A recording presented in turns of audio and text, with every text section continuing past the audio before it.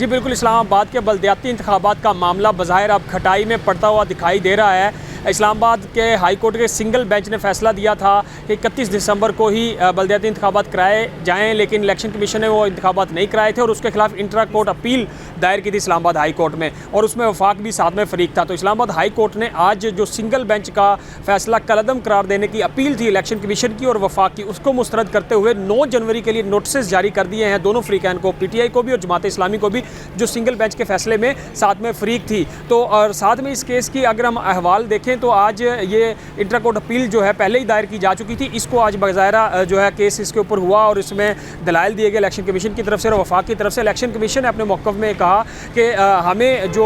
Direction दी गई Islamabad high court के single bench के फैसले ने, उसमें हमारे पास वक्त नहीं था, और उन्होंने ये भी कहा कि 28 जो दिसंबर का हमारा फैसला था कि हम इलेक्शन नहीं करा सकते, वो हम उस पर कायम हैं। और 100 यूनियन कौंसल जो 101 थी उनका दायरा कार बढ़ाकर 125 किया गया है, वो भी उन्होंने रखा कि अब इसको सेनेट में और पार्लियामेंट में इस बिल को मंजूर किया जा चुका है, लेकिन सदर ने इसको वापस भेज दिया है। तो चीफ जस्टिस ने यह भी कहा कि जब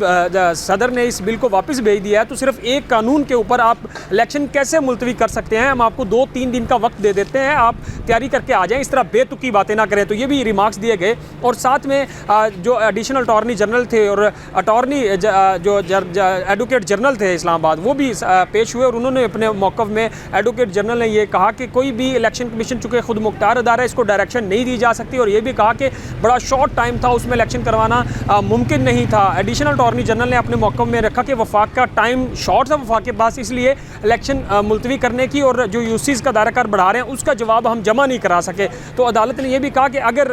हम इसका फैसला मुअत्तल नहीं करते जो सिंगल बेंच का, अगर हम कहते हैं कि अब इलेक्शन हो तो नया शेड्यूल आप जारी करेंगे, तो उन्होंने कहा जी इसका हम चीफ इलेक्शन कमिश्नर से पूछ के ही आपको बता सकते हैं। तो इसके ऊपर क्या सिंगल बेंच का फैसला कलअदम करार देने के ऊपर वफाकी और इलेक्शन कमीशन की अपीलें काबिल समात होंगी या नहीं होंगी, फैसला महफूज किया गया। फिर उसके बाद ये जो महफूज फैसला है वो सुनाया गया है, और अब 9 जनवरी के लिए तहरीक इंसाफ और जमात इस्लामी को नोटिस जारी किए गए हैं, और ख़ास तौर पे जो इलेक्शन कमीशन की तरफ से इस्तदा की गई थी कि सिंगल बेंच का फैसला मुस्तरद किया जाए, उसको भी जो है मुस्तरद नहीं किया गया, लेकिन नोटिस जारी कर दिए गए हैं।